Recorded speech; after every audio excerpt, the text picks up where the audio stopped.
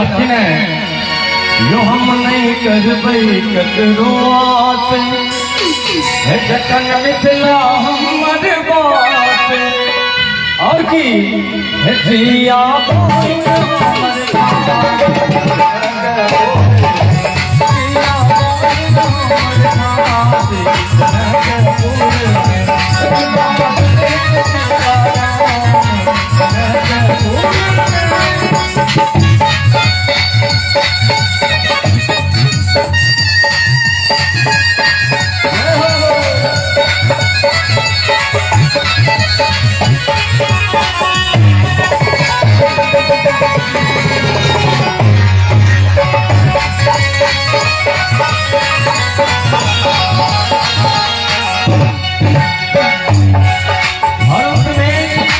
मिथिलावासी कोनो भी तीर्थ धाम गए थे तो सबसे पहले दुल्हा दुल्हन सरकार के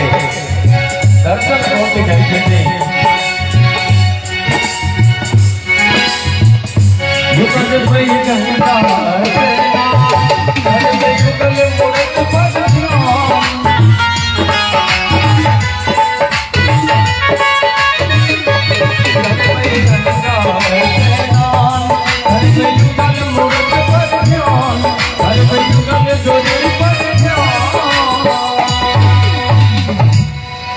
गंगा स्नान